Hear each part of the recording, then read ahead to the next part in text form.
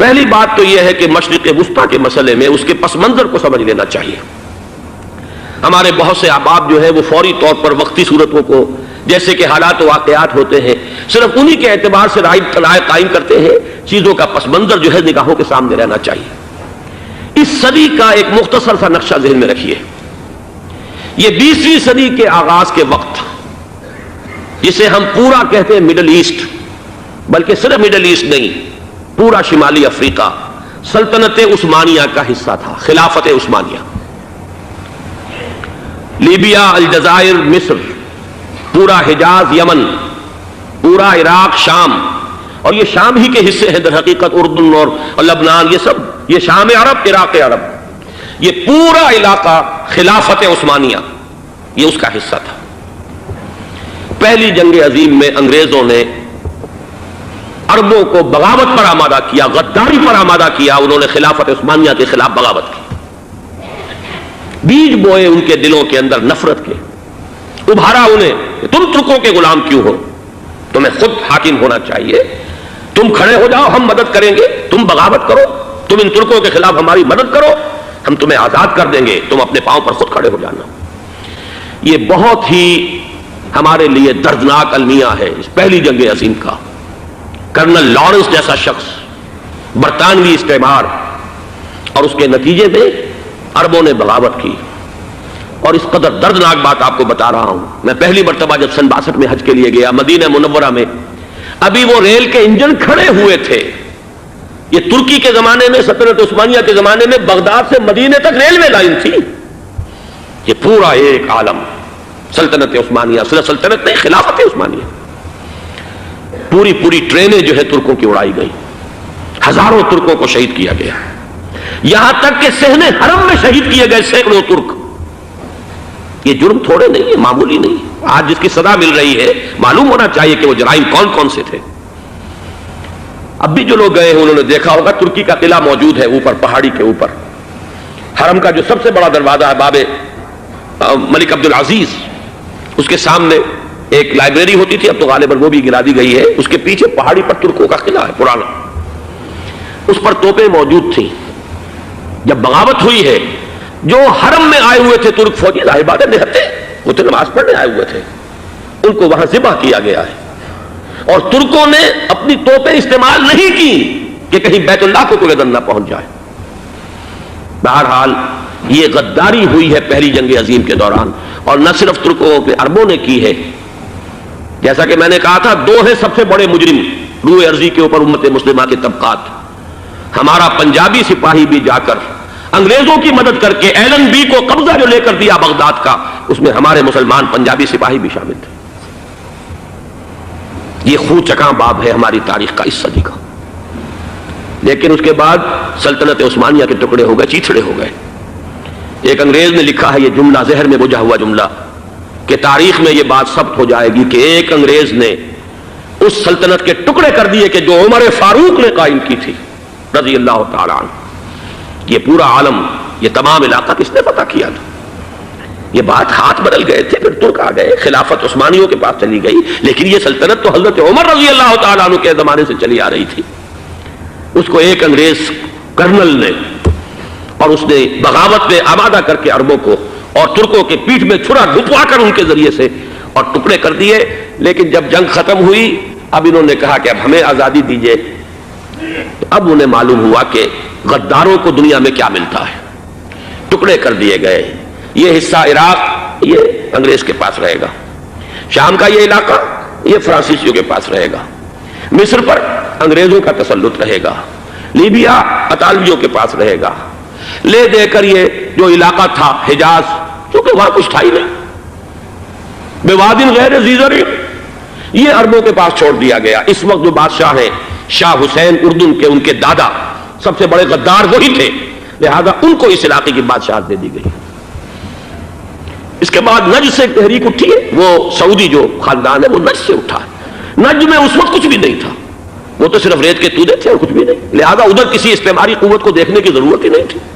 وہ تو بعد میں تیل برآمد ہوا، اس کی حیثیت ہو گئی، اور یہ امارات کا علاقہ جو ہے اس کی دنیا میں اب گویا کہ یوں سمجھیے کہ جو سب سے زیادہ اہم علاقے ہو سکتے ہیں روئے ارضی کے نقشے پر، ان میں سے ایک وہ ہو گیا، لیکن یہ اس وقت کی بات میں کر رہا ہوں، کوئی حیثیت نہیں تھی، لہذا اس کو چھوڑ دیا گیا۔ یہ ہے تاریخی پس منظر، یہ لکیریں جو کھینچی گئی ہیں، یہ ایک ملت اسلامیہ کو جو قومیتوں میں تقسیم کیا گیا، پھر نعرے لگوائے گئے المصر للمصریین الشام للشامیین، اب شامی ایک علیحدہ قوم ہو چکے ہیں، مصری ایک علیحدہ قوم ہو چکے ہیں، عراقی ایک علیحدہ قوم ہو چکے ہیں۔ یہ ساری تقسیمیں استعمار کی پیدا کرنا ہے، اس کا کوئی تعلق اسلام کے ساتھ نہیں۔ اب ضرورت تو اس بات کی تھی کہ استعمار کے پنجے جب یہاں سے کچھ ہٹے، دوسری جنگ عظیم کے بعد ایک دور آیا، امریکہ ابھرا ہے دنیا کی عالمی سطح پر سیاست میں، اس کے ہاں کچھ آزادی کے تصورات تھے، اس نے بھی سپورٹ کیا۔ برطانیہ کمزور ہو چکا تھا، وہ اتنے بڑے علاقے کو ہولڈ نہیں کر سکتا تھا۔ ہندوستان بھی آزاد ہوا، پھر یہ کہ اور دوسرے علاقوں سے بھی اس کو پسپائی اختیار کرنی پڑی۔ استعمار کے پنجے جس طرح بھی ہوئے، ان کے سینوں سے، عربوں کے سینوں سے جو ہے گویا کہ وہ ہٹے، لیکن امریکہ نے ایک اپنی بہت بڑی حکمت عملی جو اختیار کی، عالم عرب کے سینے میں اسرائیل کا خنجر پیوست کر دیا، تاکہ یہ کبھی آزاد نہ ہو جائیں، ہمارے انگوٹھے تلے رہے، ہماری پالیسی گواہی کرے۔ یہ استعمار کا دوسری جنگ عظیم کے بعد، جہاں برطانوی استعمار، فرانسیسی استعمار رفتہ رفتہ یہ ہٹنے شروع ہوئے، صدر ناصر نے انگریزوں کو اٹھا کر پھینکا میڈیٹرینین میں اور دوسرے جگہوں سے، الجزائر نے آزادی حاصل کی فرانس سے، اطالویوں سے جو ہے لیبیا والوں نے آزادی حاصل کی، یہ ہو گیا، لیکن ایک خنجر پیوست کر دیا گیا اسرائیل کا سینہ عرب میں۔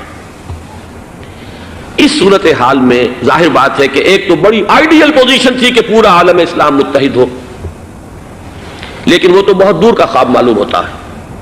علامہ اقبال سے بڑا کوئی نقیب نہیں ہے ملت اسلامی کی وحدت کا، ایک ہو مسلم حرم کی پاسبانی کے لیے نیل کے ساحل سے لے کر تا بخاک کاشغر، لیکن انہیں بھی اپنے لیکچرز میں کہنا پڑا کہ اس وقت جو صورتحال ہے، پورے عالم اسلام کی ایک وحدت بن جانا تو تقریباً ناممکن نظر آ رہا ہے۔ اگر کسی طرح ایک common wealth of Muslim nations وجود میں آ جائے تو بھی بڑی کامیابی ہوگی، لیکن اس سے بھی پہلے یہ تو زیادہ آسان تھا کہ عالم عرب ایک وحدت کی شکل اختیار کر لے۔ یہ تو ایک قوم ہے، اکثر و بیشتر ایک نسل یا زیادہ دو نسلیں کہتی تھی، شمالی افریقہ میں بربر نسل بھی ہے، باقی تو سب عرب ہے۔ یہ پورا عالم ایک نسل، ایک زبان، پورے اتنے رقبے کے اوپر بولے جانے والی ایک زبان، یہ تو ایک ہو جائے۔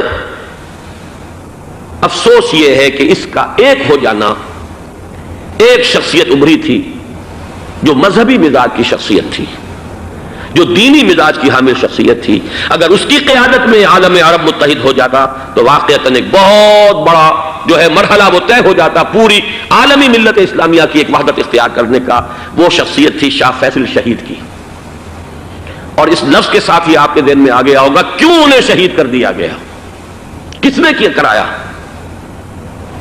کہاں سے تعلیم حاصل کر کے آیا تھا وہ جس نے شہید کیا شاہ فیصل شہید کو، اس کی گردن پر کون سوار تھی، وہ یہودی لڑکی کے جس کے فوٹو بھی شائع ہوئے، ایک گردن پر اٹھائے کھڑا ہوا شہزادہ اپنی ایک یہودی دوست کو، لڑکی کو، اور وہی ہے کہ جس نے جا کر پستول سے شہید کیا ہے۔ جان اچھی طرح جان لیجئے، جیسے بارہا میں نے عرض کیا ہے کہ حضرت عمر کو شہید کرنے والا کہنے کو ابو لولو فیروز تھا، لیکن اس کے پیچھے پورا ایرانی نسل پرستی کا جو پورا پس منظر ہے، اسے تو ہر شخص جس کی ذرا بھی نگاہ جو ہے جو صرف منظر کو نہ دیکھ رہی ہو، پس منظر کو بھی دیکھنے والی ہو، وہ تو جان دے گی کہ ابو لولو فیروز ایک فرد کا نام نہیں تھا، وہ ایران کا انتقام تھا عالم عرب سے۔ بالکل اسی طریقے سے یہ امریکی استعمار کا ہتھ کنڈا تھا، اسے محسوس ہوا۔ شاہ فیصل مذہبی مزاج کا شخص یہ ابھر رہا ہے، اور یہ شاہ فیصل کی حکمت عملی کا ذرا آپ اندازہ کیجئے۔ لاہور میں سمٹ کانفرنس ہوئی، اس میں وہ آئے، سب سے ٹاورنگ پرسنالٹی پورے اس وقت عالم اسلام کے اندر شاہ فیصل کی تھی، اور وہ گویا کہ ایک بہت ہی جس کو کہا جائے کہ ایک بہت ایلڈرلی، ایک بزرگانہ ایک شخصیت جو ہے، اور انہوں نے اپنے دولت کے دروازے، عرب میں وہ مشہور تھے کہ نہایت خسیس اور بخیل انسان ہے، اس لیے کہ وہاں وہ خرچ کرتے تھے حساب کتاب کے ساتھ، لیکن ان کے خزانے کھلے ہوئے تھے عالم اسلام کے لیے، ادھر بھی مدد ہے، ادھر بھی مدد ہے، ادھر بھی کام ہو رہا ہے، ادھر بھی کام ہو رہا ہے۔ پھر انہوں نے تیل کا ہتھیار استعمال کر کے ایک دفعہ امریکہ کو دن میں تارے دکھا دیے تھے، لہذا ان کا ہٹایا جانا سین سے یہ امریکی استعمار کے لیے لازم تھا۔ اب لے دے کر رہ گئے کون؟ سیکولر مزاج کے لوگ۔ پہلی اٹیمپٹ جمال عبد الناصر نے کی، ناکام ہو گیا۔ قذافی صاحب نے کوشش کی کہ وہ ان کی جانشینی حاصل کر لے، ناکام ہو گیا۔ اب ایک تیسری شخصیت صدام حسین کی، ملحد ہے، اسلام سے کوئی سروکار نہیں، باس کا فلسفہ، سیکولرزم پلس عرب نیشنلزم، یہ اصول ہے۔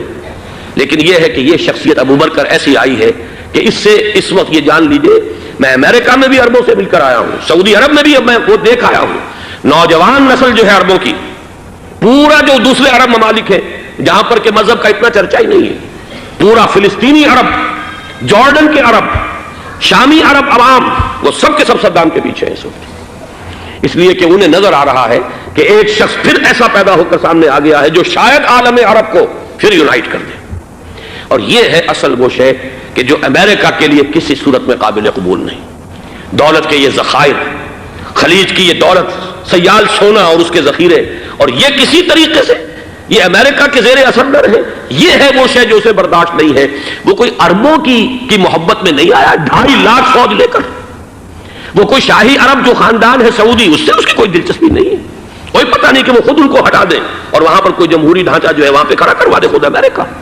اس لیے کہ سعودی عرب میں دیکھ آیا ہوں، حالات اگرچہ ظاہر بات ہے کہ زیادہ گہرائی میں تو وہاں جانے کا موقع ہی نہیں ہوتا، بہت ہی مستبد حکومت ہے، لیکن صاف نظر آ رہا ہے کہ اس وقت دونوں طبقے نوجوانوں کے جو ہے وہ شاہی خاندان کے شدید خلاف ہو چکے ہیں۔ جو وہاں پر جدید مثقف طبقہ ہے، جدید تعلیم یافتہ، جو باہر پڑھ کر آیا ہے امریکہ میں اور کہیں اور وہ کثیر تعداد میں، اب وہ صاف سوال کر رہے ہیں کہ یہ بلینز اور بلینز آف ڈالرز کے جو ہمارا خرچہ آتا تھا، ہمارے ہتھیاروں کے آرڈر جاتے تھے، وہ کہاں گئے؟ کل 65,000 فوج، اور عرب کے پاس، سعودی عرب کے پاس اتنے ٹینک بھی نہیں ہیں جتنے کہ یمن جیسے غریب ملک کے پاس ہے، تو ہمارا روپیہ یہ گیا کہاں؟ یہ ایک سوال ہے جو ہر شخص کے ذہن کے سامنے ہے۔ اب ہمیں اپنے معاملات کو خود سنبھالنا ہوگا۔ اسی طریقے سے جو مذہبی طبقہ ہے، اور وہاں ہے بڑی تعداد میں مذہبی طبقہ نوجوان جن میں بڑا جذبہ ہے، اور ان کا وہ جوش جہاد انہیں جہاد افغانستان تک لے کر آیا ہے۔ سینکڑوں عرب نوجوان یہاں جو ہے شہید ہوئے، اپنے ملک میں تو انہیں بولنے کی بھی کوئی امکان نہیں ہے، لیکن یہاں وہ جذبہ جو اندر اندر پروان چڑھ رہا ہے، وہ جذبہ انہیں لایا ہے، اور افغانستان کی سنلاخ وادیوں کے اندر انہوں نے جام شہادت نوش کیا ہے۔ وہ طبقہ بھی شدید اب مخالف ہو چکا ہے کہ انہوں نے امریکیوں کو بلا کر، ان میں یہودی بھی ہیں، عیسائی تو ہے ہی ہے، یہودی ہیں، یہودی عورتیں ہیں، جو کچھ اب وہاں بے حیائی اور بے پردگی کے مناظر نظر آ رہے ہیں۔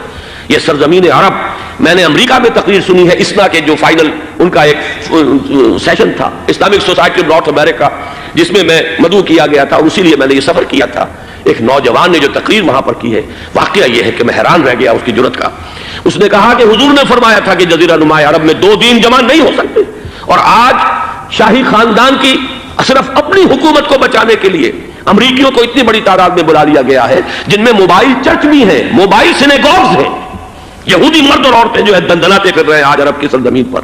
لہذا جو مذہبی طبقہ ہے وہ اس پر شدید رد عمل جو ہے اس کے اندر پایا جاتا ہے۔ یہ حالات ہیں جو میں آپ کے سامنے چاہتا تھا کہ رکھ دوں۔ یہ وہ شامت اعمال ہے۔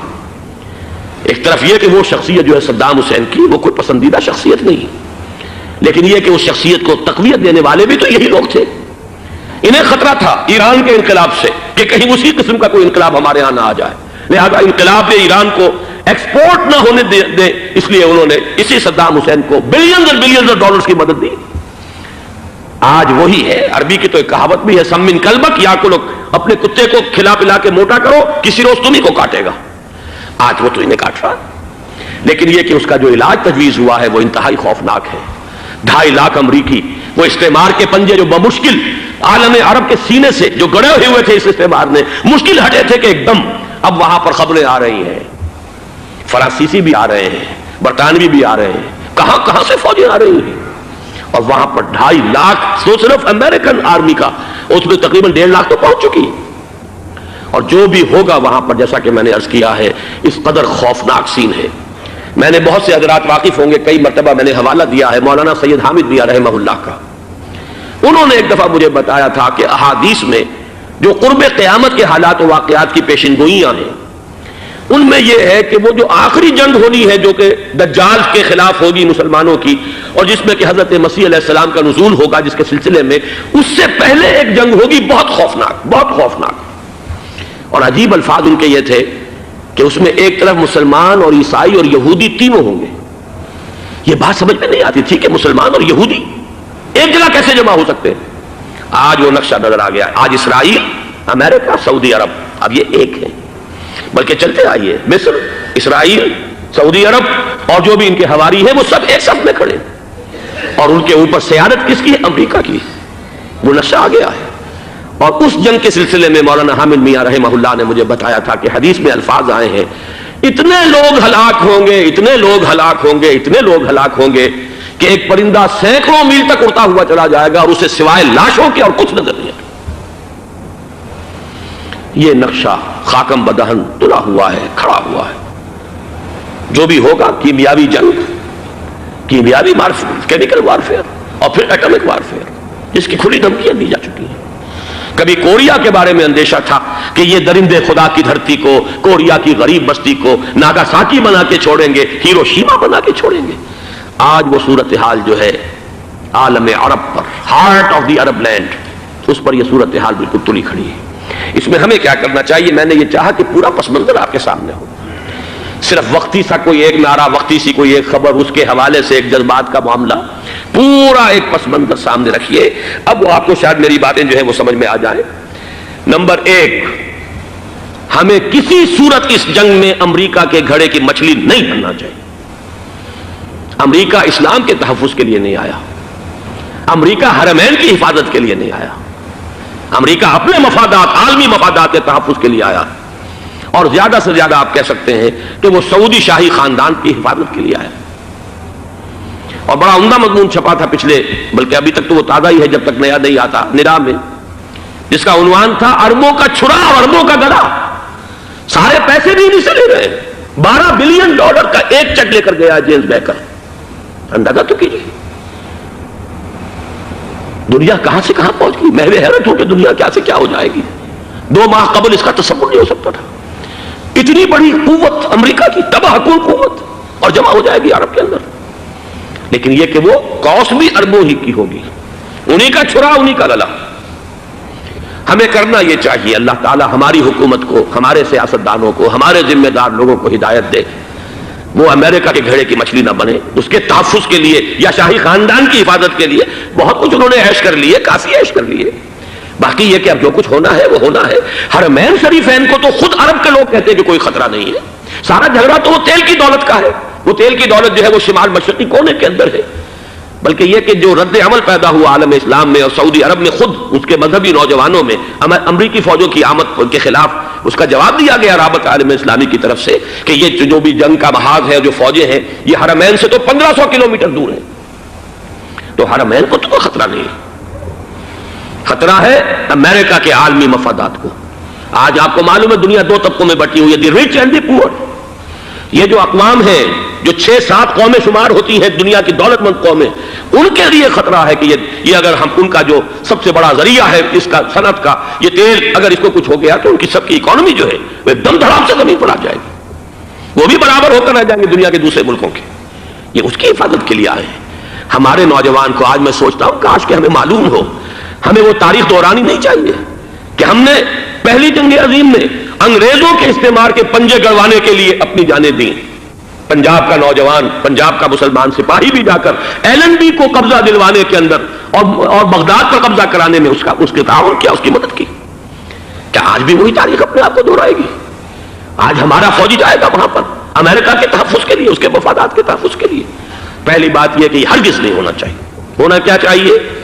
پہلی کوشش یہ ہو کہ یہ بین الاسلامی معاملہ بنے، مسلمان امت آئے، امریکی فوجیں جائیں، فرانسیسی جائیں، برطانوی جائیں. ہاں اس صورت میں میں کہتا ہوں پاکستان کا ایک ایک بچہ وہاں جائے اور اپنی جان قربان کر دے، اس لیے کہ یہ قرآن کا حکم ہے. وَإِن طَائِفَتَانِ مِنَ الْمُؤْمِنِينَ اقْتَتَلُوا فَأَصْلِحُوا بَيْنَهُمَا فَإِن بَغَتْ إِحْدَاهُمَا عَلَى الْأُخْرَى فَقَاتِلُوا الَّتِي تَبْغِي حَتَّى تَفِيءَ إِلَى أَمْرِ اللَّهِ فَإِن فَاءَتْ فَأَصْلِحُوا بَيْنَهُمَا بِالْعَدْلِ وَأَقْسِطُوا إِنَّ اللَّهَ يُحِبُّ الْمُقْسِطِينَ.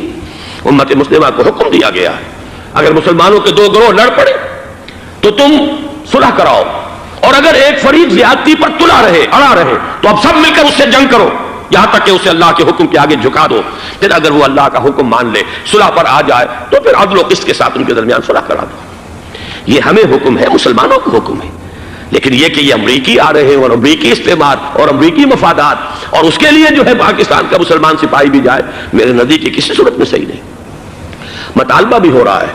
آج ہی غالباً ایک انٹرویو آیا ہے شاہ حسین کے بھائی جو ہیں حسن بن طلال، انہوں نے بھی یہی کہا ہے کہ اس کو مسلمانوں کو آپس میں اس معاملے کو طے کرنا چاہیے، اس قضیے کو امریکی فوجوں کو یہاں سے فوراً واپس جانا چاہیے. اور یہی بات میں یقیناً تائید کروں گا، تحسین کروں گا. یہی موقف ایران کا ہے. ایران عراق کے خلاف جو یو این او کے سینکشنز ہیں کہتا ہے ہم اس کی پابندی کریں گے، لیکن امریکہ کو یہاں سے نکلنا چاہیے. یہ مسلمانوں کا اپنا معاملہ ہے، وہ آپس میں طے کریں. پاکستان کو بھی یہی موقف اختیار کرنا چاہیے پوری قوت کے ساتھ.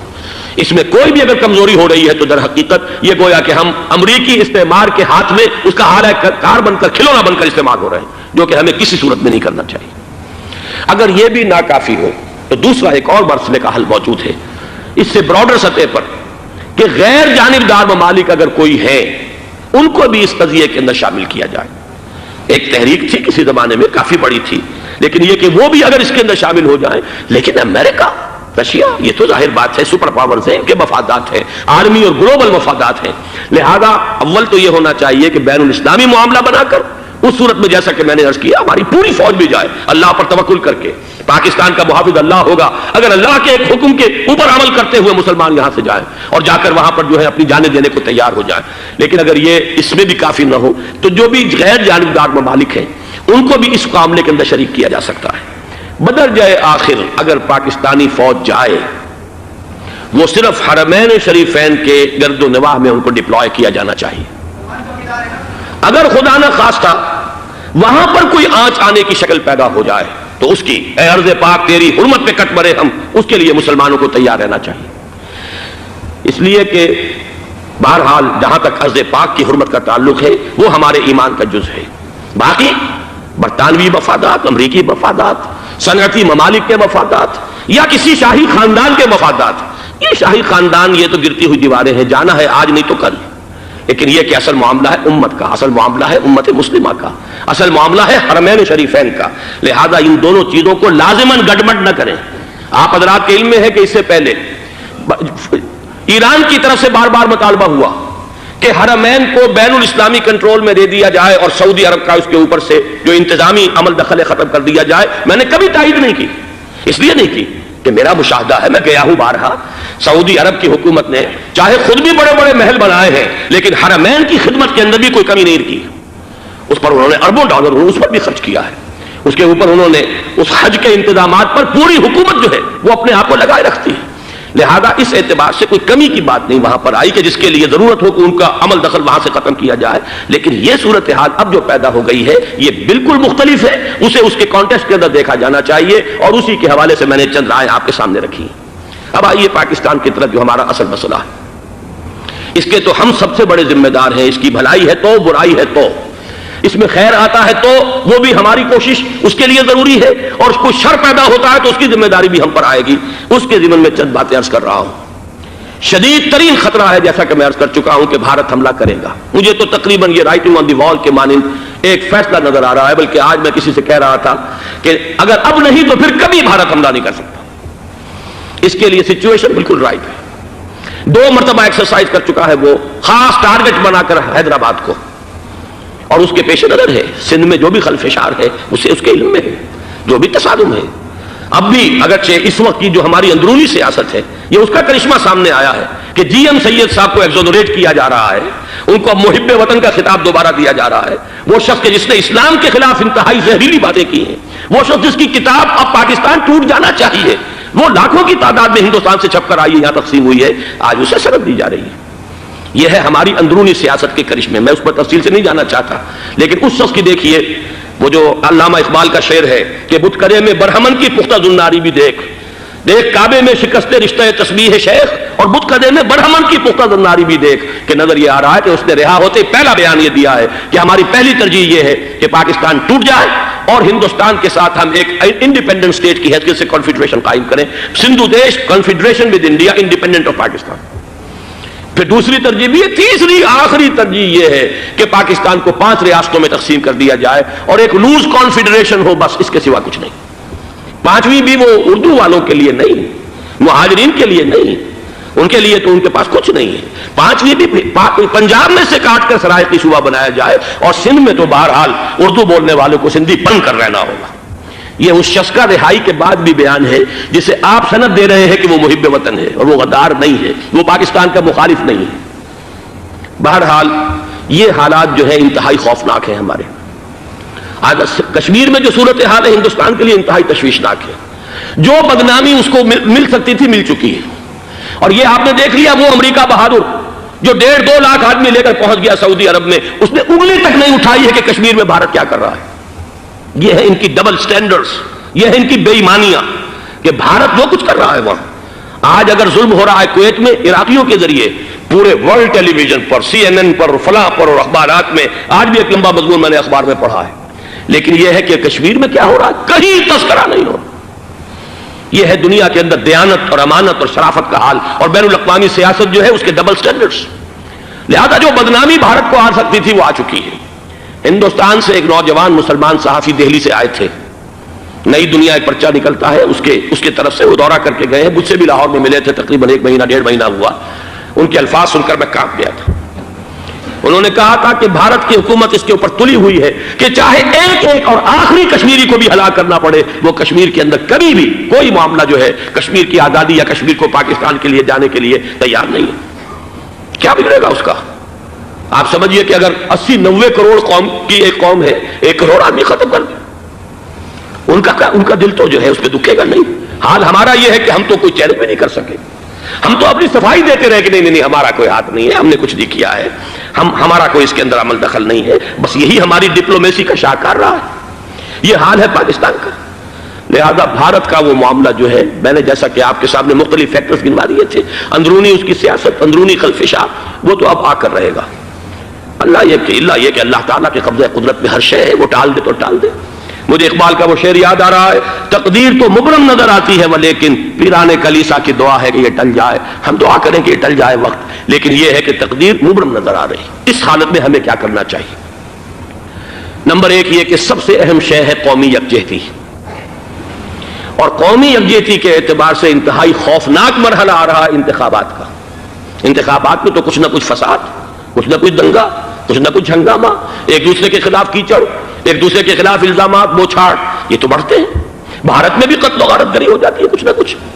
لہذا یہاں پر بھی پیر پگاڑا صاحب جو ہمیشہ سے کہتے چلے آ رہے ہیں فیملی پلاننگ، آج پھر ان کا جملہ آ گیا ہے کہ شاید اس انتخابات میں فیملی پلاننگ کے ذریعے سے کوئی بہت بڑا کام ہو جائے۔ پہلی بات تو یہ ہے کہ میں نے اب تک یہ کہا ہے کہ انتخاب کسی صورت میں پوسٹ پون نہیں ہونے چاہیے۔ اب بھی میں یہ کہتا ہوں کہ اگر تو انتخابات کا بدل صرف ایک ہے اور وہ مارشل لا ہے، تو پھر مارشل لا سے تو بہتر ہے کہ وہ انتخابات ہو چاہے اس میں کوئی خلفشار بھی ہو، اس لیے کہ مارشل لا کا مطلب جو ہے وہ تو سندھ کے اندر ایک ناگزیر دھماکہ ہو جائے گا، تباہ کن، خوفناک، اور پھر بھارت کو کچھ کرنے کی ضرورت نہیں ہوگی، کیا کرایا اسے سارا معاملہ سندھ کے اندر سے مل جائے گا۔ ماشاء اللہ ہرگز نہیں ہونا چاہیے۔ وہ بات جو سن 80 میں نے 18 اگست 1980 کو کہی تھی ضیاء الحق مرحوم سے، آج پھر اسی بات کی میں تکرار کر رہا ہوں، اعادہ کر رہا ہوں۔ ماشاء اللہ پاکستان کے لیے سوسائڈل ہے، لیکن ایک آلٹرنیٹ سامنے آیا ہے۔ ایک تو پشاور ہائی کورٹ کا ورڈکٹ آ گیا، اور یہ کہ کچھ اور لوگوں کی طرف سے بھی باتیں آئی ہیں۔ 1-2 دن ہوئے ہیں، جنگ میں 2 اہم سرخیاں تھیں، اور وہ بڑے اونچے حلقہ جو ہمارا فوج کا اونچا حلقہ ہے اس کی طرف سے، اگرچہ نام کسی کا نہیں تھا،